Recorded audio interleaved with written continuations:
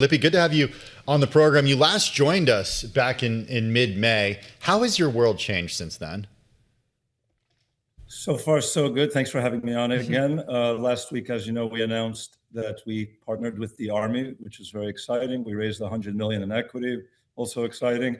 You mentioned a new CEO, but it's actually a CFO. Craig Cunningham just joined us with a very good background in this business, and he joins us now. And as we shuffle around and get ready for the next push in what we're doing in the rare earths.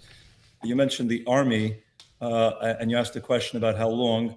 I mentioned to you guys last time, it's not an overnight, business to get 40 years of Chinese dependency off the table, but we're working really hard to make the 2027 January 1st deforest deadline and help revitalize the government organic industrial base by partnering with them and building our facilities on Army bases. Are there certain Army bases that you've already identified where you will be building your facilities? So right now we're talking about Tool, Utah, which is us and another company. I believe they're in the boron business that the Army is putting in that Army base. But there's a few Army bases, and it's continuous talks of which is the best locations for the manpower, the power. One of the big issues, as you mentioned, is environmental when it comes to these things. So wherever it's most best and most convenient to do so, the Army is looking for a big push to get this to the finish line and to make America in its strategic rare earths and its stockpiles and all of that in-house and on the shore. How does all this work? The funding, the ownership rights, the time to build, like who's in charge if you're building an Army bases?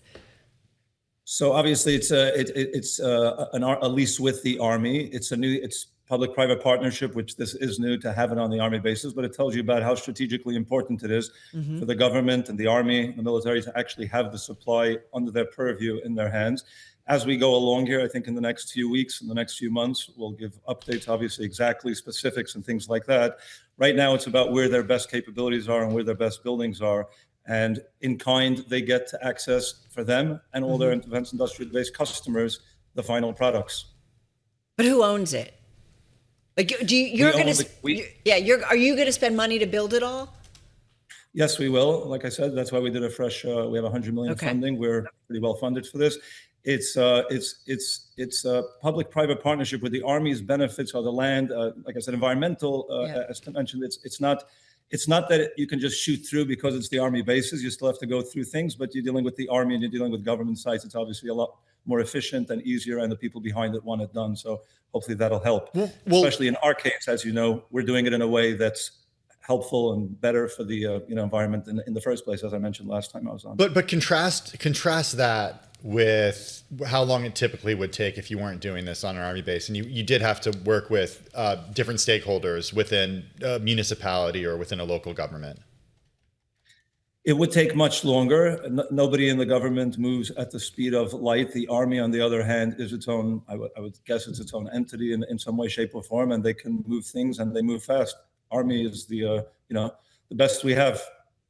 You talked about the environment, and we were talking with our own Joe Doe, who follows all this space, and one of the questions that came to mind is if you guys plan to metallize yourself, and this is where you strip away the oxygen, you convert the raw rare earths, right, and the mined earths into metallic elements. But you guys have been working, I think, on a process that is better for the environment. So what can you share with us on that? So we've come up with a way of hydrofluoric acid-free processing. As you know, I mentioned last time on the show, the processing currently that we do is in Saskatchewan. As I mentioned, rare earth, we're mainly focused on heavy rare earths. I believe we're one of the only one that's specifically focused on the military defense industrial base, which is what they need. It's the heavy rare earths, and most of those have uranium and thorium radioactive materials. Saskatchewan is permitted for that. That's where it's easy to do. The metallization that you mentioned, which is taking it once it's in powder form to turn it into metals, and then from there into magnets, that's definite that it's going to be here in the US. The processing for the moment is still in the North America, but still in Canada at the moment. And we'll see how that goes in as far as bringing it here. But you will be doing it, and I'm just curious, if you do, how do you work alongside in conjunction with companies like Vulcan, USA Rare Earth, and Energy Fuels? So some of the companies you mentioned are in the magnet business, some of them are in the mining business. We work with some of the ones you mentioned, and some of the ones are just irrelevant to us. But for the most part, this is not, I've always said that REalloys was not a company, with a mind and trying to make a business at the end. We're more of a consortium of all the right partners. And now with the Army, the best partner of all, and that brings the government as well and all their capabilities, et cetera, to make this a mind to magnet story. So all of the above, with all of the companies that can help us or be, like I said, some of them are magnet makers. We're in touch with them, qualifying materials with them and things like that. So it's not a non-competitive thing where you have your own thing and you can't talk to anybody else. Libby, one thing I want to ask you, and if you go back 6-8 months, I feel like Tim and I were nonstop talking about this in terms of rare earths, and the government just talking about it a lot too. Is the U.S. government for this area and beefing up production here in the United States, is the support the same? Is it more, or is it a little bit less? The support from the government is from all different sides and all different factions of the government. It's all there. They're happy to help. They're eager to help. And this, again, with this deal with the Army, it's them helping behind the scenes, and anything that can help us with the partnership is things that they're offering. Again, it'll take time, but I think you'll see more from us on that later. But the U.S. government under this administration has created this business where it's a viable business. The G7 and the caps that they put on with the 60%, that helps the China dumping, which I was asked about that previously. It helps them on the light side, definitely. In our case, there's a law of DFARS on January 1st.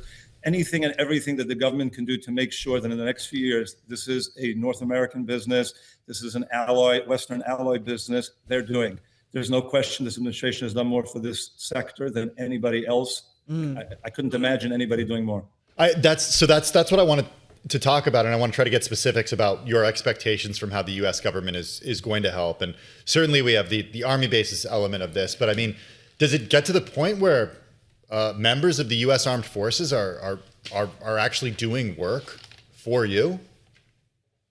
I think that's still to be ironed out, so don't want to speak ahead of myself, but the answer, I think, is yes. Wow. They will be involved. They want to know the processes. They can follow. I mean, it's on their base ultimately, so they can see how, what, when, and where it works. I think it's in the best hands when it's there, but it's still a private company, private operation as a partnership. It's a public-private partnership. What are you waiting to hear still from the government about commitments?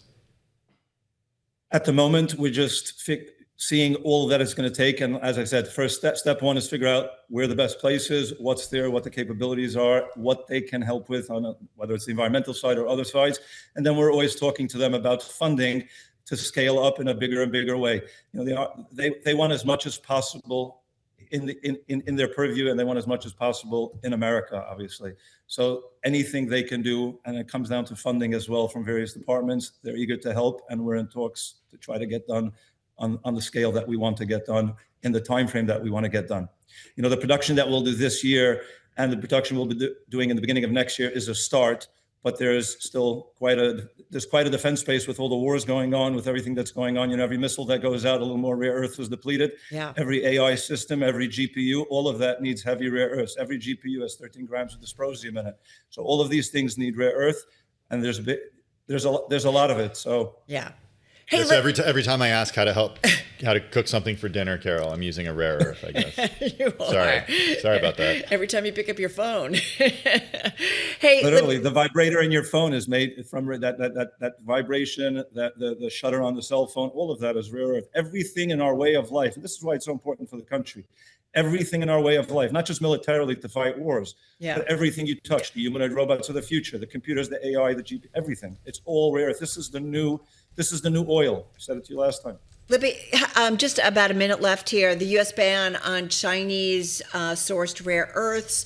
We kicked off this segment talking about kind of the G7 and what they are looking to do to limit, the reliance, if you will, on China. Without these, would your business be viable?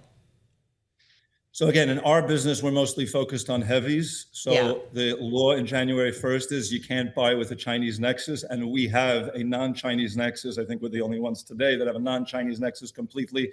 That's already in operation. So but there's the other companies, as you mentioned, some of them that are in the light business. The G7 is helping that with their, caps and curbs and other things that they're doing. I think ultimately what you'll see is in the next, let's call it 3 years, I think you'll see that this is not a Chinese American thing anymore. It's Western allies have their business, and China can help themselves to all that they want.